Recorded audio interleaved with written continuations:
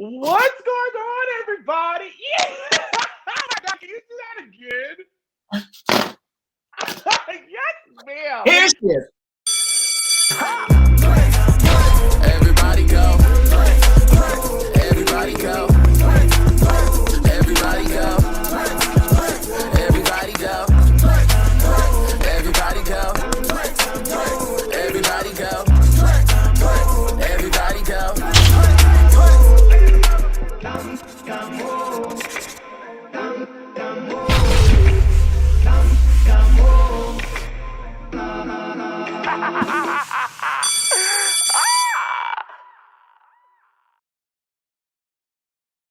It is Oliver Twixt, your nerd boy Q, reporting for duty here to do the Lord's work once again with my special guest, Drag Race icon, the Mrs. Kasha Davis. Stop. Oh my God. I am so glad that you reached out and asked me to do this. I'm so excited. This is fantastic. And I always love your glasses. And I always love your style. And congratulations on the show. It's fantastic. Thank you so much. Listen, I was telling one of my best friends today that I was talking to you, and I shared with him, I'm always so excited when I go to DragCon and they do the big pink carpet rollout. I'm always so excited to see Mrs. Kasha Davis and Mr. Davis walk down the pink runway. Well, that is very sweet of you. You know, I'm so glad that he still sticks around because, you know, we've been together now. We're married 18 years and like 8 of them are legal and about 3 are happy. So it's great. Well, congratulations. You're number one. He is my number one. He's my everything. He's sitting upstairs right now in a recliner. And every once in a while, if he doesn't like what I say, he'll tap the floor like, hey, hey. First and foremost, as I said, congratulations on the show. And it's so important. The messaging, you know what I mean? Listen, everybody, the character, everyone's character is fun and it's entertaining and it's fabulous. And my favorite is Miss Mary. Yeah. But, you know, we have the family dynamic. We have the I want to get out and get, you know, success dynamic. Mm-hmm. And of course, we have, you know, the message of, you know, the trans messaging in terms of you can make it. You are seen. Yes. And I'm just so grateful to be asked to do this. Of course. What is your relationship with TS Madison for those who don't know? Well, I get to see her at DragCon, and she cracks me the hell up. And she sees me, and she's like, "Okay, here comes Mrs. Kasha Davis." I mean, we've just interacted honestly there, and I've been a fan, and I've adored her personality, and I'm just so proud of what she's doing. Thank you. And I when the network and WoW was doing the big rollout, I was like, oh my God, Mrs. Kasha Davis is posting about us. That is so cool. That is so cool. And she really enjoyed it as well. Oh, I'm glad. And, you know, and when, you know, we got the message, would you like to be a part of it? I said, absolutely. Because again, it's so exciting for her story to be seen and for us to be cheering her on and cheering all of you on, because I love the idea that it's a team and that everybody's got their talent and, you know, and we're working together to, you know, bring this family to light. I really love that about our show as well. Despite everything else, it was always so special to me that I felt like the show was about family. And Absolutely. We're individual in our own way, of course, but together we move very powerful as a unit. And that's something I very much so appreciate about our show. Yeah. And what family doesn't have its drama? You know what I mean? And that's what we want to see, right? Mm-hmm. We want reality television. We want to see the drama. We want to see the arguments. We want to see how you get through that stuff. Mm-hmm. And that's the real deal, right? I mean, yeah. And I love that, you know, TS Madison is telling us the story right from the streets, and this is what I had to do, and this is what a lot of girls of color have to do, and girls in general. I mean, listen, that is just, I couldn't be a bigger cheerleader for her. Yes, ma'am. Speaking of drama and all the things, we opened with the team going on an RV trip down to Miami. What stuck out to you about this trip? Well, first and foremost, when I heard, I forget the gal's name who was driving. Chef Holly. Yes. And then she's like, I've never driven before. Mr. Davis and I drove an RV this summer and went on vacation, and I was the one that had to drive, and it's not easy. And it was not, the one that I drove was not as big as the one that she drove, and I was like, whew, that's an undertaking. But then the idea that, you're in there all together, and you're nervous, and then, of course, Miss Mary had her 4-hour-long prayer. And Chef Holly fooled us all. When the show began and we were trying to come up with ideas and all the other stuff on what we were going to do on the show, Chef Holly, who's a friend to the family, she's family basically, was like, I want to take out on an RV trip. I want to take out on an RV trip. I've seen it. I want to do it. I'm going to train. Chef Holly took her ass to one class and thought she could drive all the way from Atlanta to Miami. It was no lie. Chef Holly made what should have been a 10 to 11 hour drive almost 27 hours. We were all over it. We were all over it. But if you've not driven it, it's not easy because every vehicle that passes you, even the smaller vehicles, you just feel it. The whole thing is just blah, blah, blah, the whole time. And it's tough. It's not as easy as you think. And so then, everybody's probably jumping around in the back. And so that makes you nervous. Mm-hmm. It's definitely jumping around. You got Madison's big ass in the back. Shifting the weight. Yeah. Oh, now I have to say, I think one of the shots was you. Did you have like a white tracksuit on? Uh-huh. I got so many tweets about that black and white tracksuit. I know. And then Mr. Davis and I were like, whoa, look at this little area down there is popping. Well, She does what she can. You have to. I mean, put the best foot forward. Who needs the gray sweatpants? You had it all going on right down there. One of the things I look forward to every week is when people screenshot my butt or my crotch in sweatpants or something. They're like, Oliver, what are you doing? And I'm like, oh my God, my butt looks fucking humongous. But you are adorable and you're so great fashion. I think it's great. I mean, why not? So we're on the RV and the TS is talking to the team about putting together what she is seeing to be her variety show. And all of us are like, okay, what's going on? We did not know this was going to happen. And that is in real life. I just felt like she just got up and was like, all right, y'all, let's do this. And then she started talking and all this weird metaphysical, it's a whiteboard. And I was laughing for her. I was like, if she don't shut the F up right now, I'm over her. Well, I was laughing because I could tell everybody's face was like, hey, she suddenly has a presentation for us here, and we were like, and we were there with you, like, is she going to be able to do this? Like, does she have anything prepared? And it was no, nothing was prepared. No, but it was. You could tell. Again, what I love about that is that you can tell it was a team and people were throwing out the ideas. But you were also giving her the shade, like, you don't know what you're doing.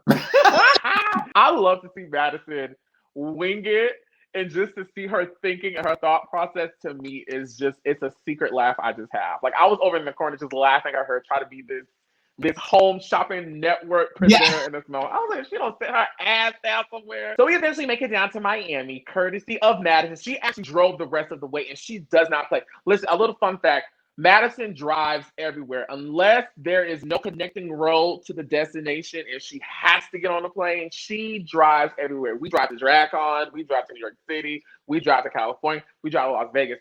I don't know what it is about her on the Florida highway, but Madison can get there in like 30 seconds. She drove the hell out of that RV. She was like, we're going to get there, and that's all there is to it. And I thought to myself, was that just for the TV show that she got behind the wheel? But then as you see her pull in, I was like, she did that. Mrs. Davis, Chef Holly ass started talking about she was sick. Her stomach was hurting. Her head was hurting. She got anxiety. She needed caffeine. Her eyes twitching. Her lungs collapsing. Her nails need polishing. I was like, oh my God, Holly, just give it up. Her lungs collapsing. So we get to Miss Mary's house, and the team sees some of us see Madison for the first time as her former self, which was Timothy. That wasn't my first time seeing it. I believe that was Craig and maybe Holly's first time seeing Madison in Miss Mary's home. What did you think about that whole moment in that living room and the conversation Madison started having about specifically her and her family and accepting her as trans? I think it was so important, and it was. Of course, I was interested because people are interested to know people's past and their history, but I could see that she wanted to share this, but that there was some struggle there for her to be able to say, like, this is not who I am anymore, but yet I respect my family and I respect my mother and my father and their journey, and that honesty and that opening that story up is helping so many people who are watching, not only people who are trans and are in that same place, but people who don't understand it, people who don't know anything about it. They're like, oh, these are real people with real families and real love, and they're navigating this story, and you can tell there's love there. You can tell that's what, like, that I love so much about the show. And then of course you add in the humor and the silliness, but that is what, and I could tell, and I'm glad that you mentioned that some people saw the former photos and knew, Tim before or whatever, had seen the photos, but I love that you can tell some people were like, oh, that's the first time, group, and just that storyline to me was just so important for all of us. And of course, what really just hit home for me, and I'm so glad to be a part of this particular episode, is the conversation with Dad. Yeah, we're gonna get to that. There were a lot of emotional moments this episode, and me being present for the one in Miss Mary's living room. I know there's only so much they can show within the given hour, but that in real life got so emotionally intense. And I think you do hear Miss Mary say this, that it's a weird thing where you're trying to be the person who you think you are, but you are faced with the decision, how sensitive am I to everyone else around me who's also experiencing this transition? And that was one of the first times that I really saw Miss Mary get very vulnerable about, like, hey, Madison, like, I know you were going through all of this and you were fighting and all this other stuff, but as your mother and someone who loved you, watching you go through all this also had an emotional toll on me. And I loved, you're reminding me, I loved that TS Madison talks about, taking the wig off and sneaking back through the window, and when it was first drag, and and the family catching one another with lipstick and stuff like that, and just those are such relatable stories for the LGBTQ plus community that it's just like, it's so exciting that it's on TV again, not only for those of us that have lived through those scenarios, but for people who don't understand it, because they're watching. Yeah.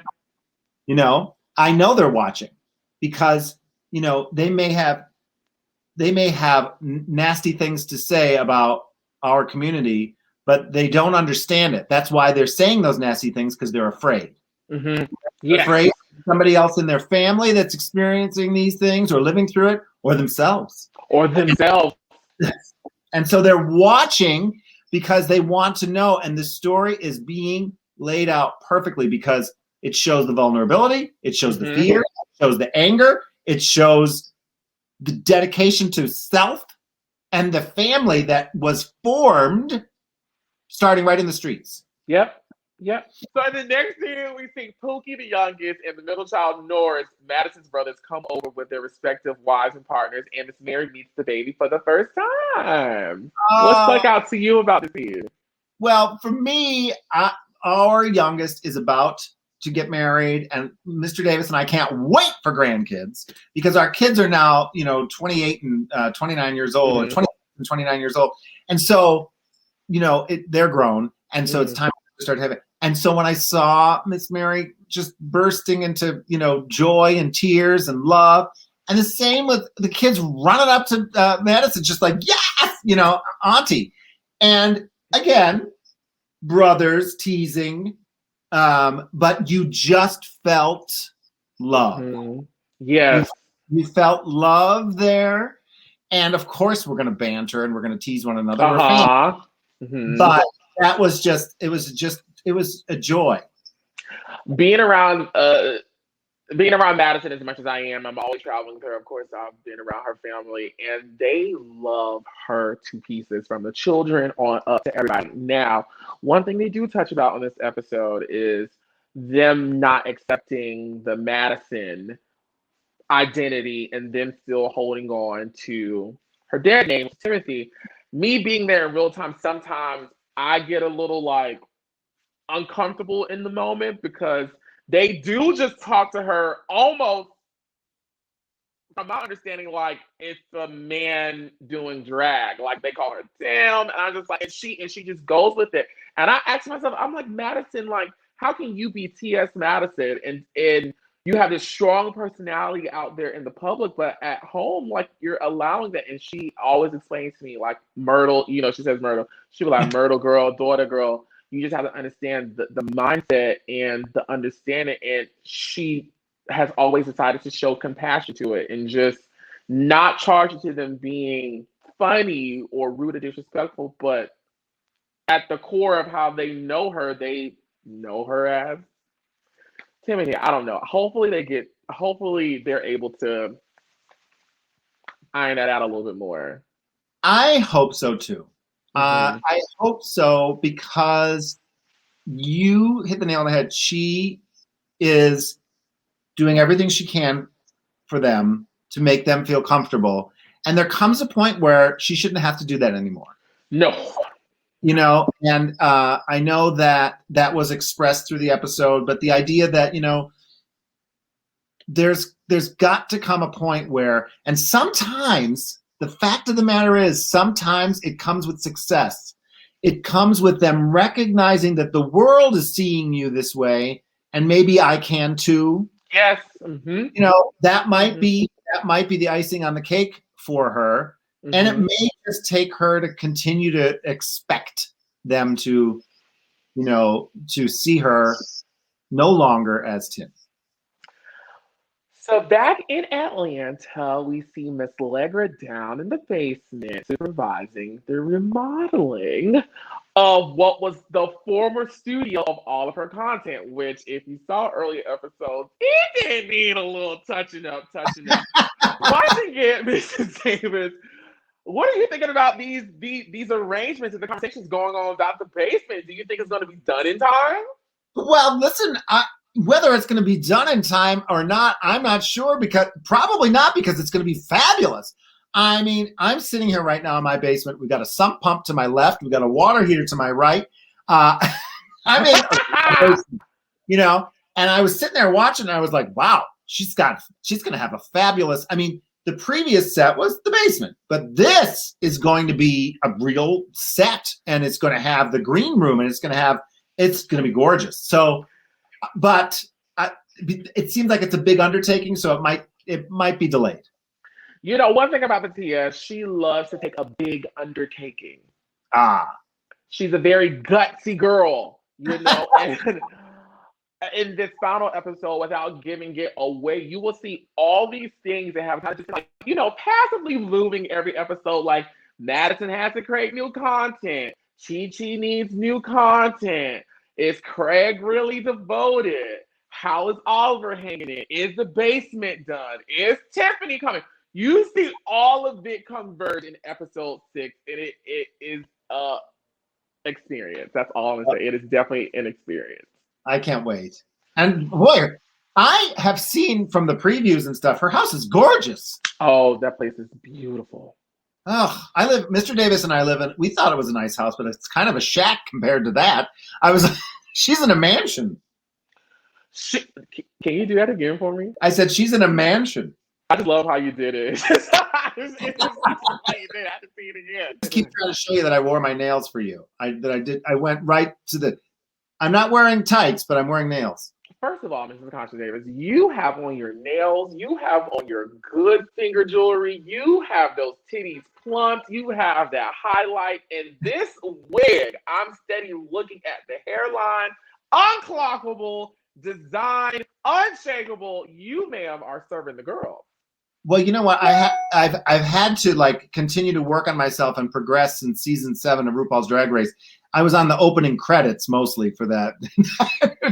Basically, so you know you've got to build and keep getting better and working on yourself. And again, that's what I see in this whole time watching all of these episodes of TS Madison. She keeps improving, and like I got to continue to do better.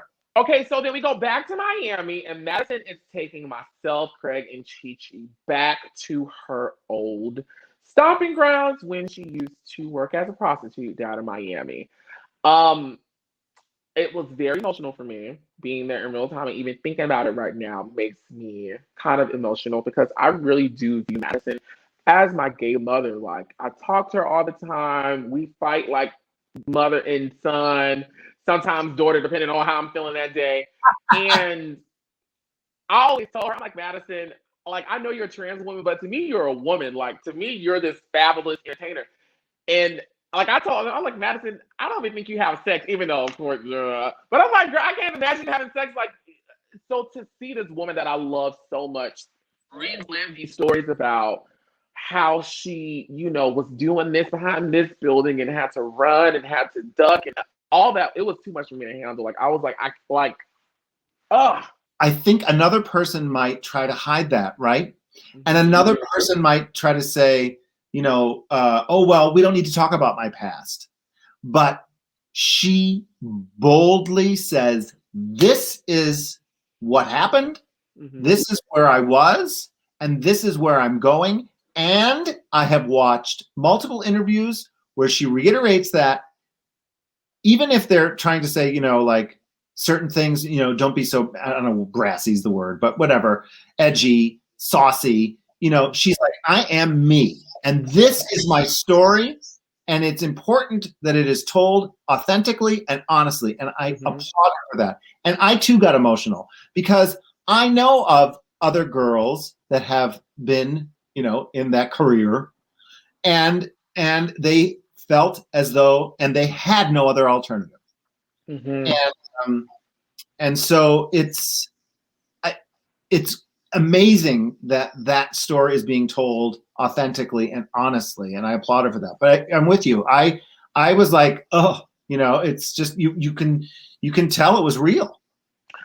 There was one moment that didn't get shown in the show where she took us to like another portion of the street and she stopped and she said, girl, that car right there used to be here back in the day. And she began to tell this story about how this man would basically like robbed her in the bushes, and that her seeing that car in that same spot triggered that memory. And I turned to her after we were done and we wrapped that scene. I said, Madison, I don't ever want to hear you in live go back and forth with anybody ever in life.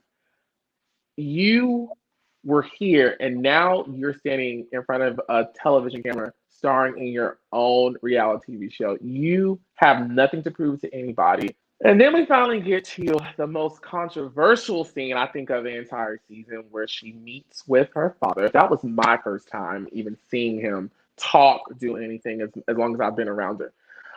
I'll let you go first.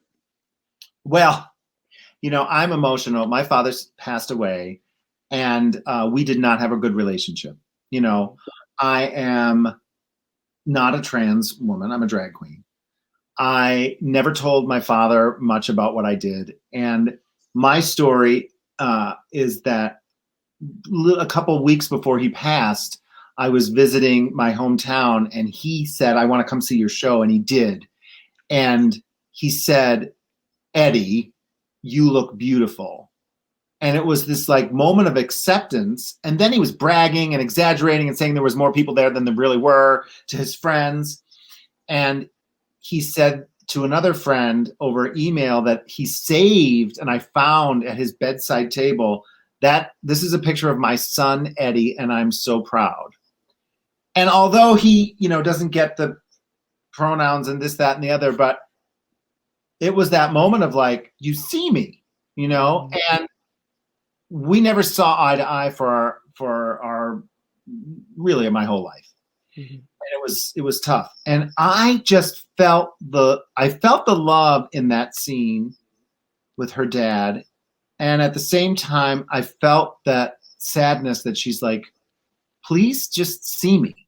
Mm-hmm. Just see me. And I give her so much credit for how gracious she was by saying, I will call you dad if you will say I'm your daughter. Mm-hmm. And I mean, if you look at her, she's just beautiful woman, and she has such a light about her. You want to say, like, you want to shake him and be like, get over it. Just get with the program. But I'm sure that story resonated with many people. Watching it, I was so uncomfortable. I was so uncomfortable. I don't know, and probably would never understand the mental blockage for people who can abandon what they believe and just accept someone for how they choose to live their life, strictly based off of what another person does not affect you. Right. Well, it doesn't. And there's somehow it's a thought of like, what will people think? Or what does God believe? Or what does the Bible say? And this, that, and the other. And, I have a very spiritual kind of belief. And I know that God loves all of us, no matter what, all of us. And I want for parents who are in those scenarios to just wake up and realize that life is so precious and so short. And here's this beautiful miracle that you made that wants to be a part of your life, and you're denying. And it's just a sad, hurtful place. But I didn't feel like, no matter how that ended up, I didn't feel like she was going to be destroyed by it. No. She is solid. Mm-hmm. She was very gracious to give him that opportunity. And I think it was also very, very beautiful that she was giving that moment for other people. Yeah. The viewers. She was doing that as much for herself and him as she was for everyone watching, because there are some people who want that moment, and they want to know that at least if they don't want it, that it's a possibility. It leaves on a cliffhanger, so I guess next episode in the season finale, we see what happens on that park bench conversation. Listen, is your real name Eddie? My real name is Eddie. Yes. Oh, my real name is Eddie. See, there you go. Oliver Twixt is just my drag name. So, my father's name was Edward. I was Edward. And then, he was Edward and I was little Eddie. I was never little. I was always old. But yeah, Eddie. Nice. That makes me so happy. That makes me feel like this was meant to be. That's so dope. Okay. Well, I feel like this whole conversation was meant to be, because I relate so much to the dad story, and I just couldn't be more excited about it. And I still have my gavel just in case I need it. Mm-hmm. Beat a bitch up. That's right. Well, that is the end for episode 5. Next episode 6 is the season finale. And like I said earlier, a lot of things happen. A lot of people pop in. A lot of situations. Oh my God, I don't want to give it away. Ooh, I can't wait. Is there anything you would like to plug before you go? Oh my gosh. You know what? I'm keeping myself busy on the www, Insta Snatch and Twatter and Faceplace. I'm all over the socials, and I'm doing my cameos and I'm doing my show. Listen, the world is starting to open, so hopefully I'll get booked here and there. But I'm just so glad to be here. Thank you for asking me. Oh, before you go, can you do it for me, please? Your most favorite thing. Oh, well, darling, there's always time for a cocktail. Yes! And be sure to pray and giggle, folks. Until next time. Bye. Come home.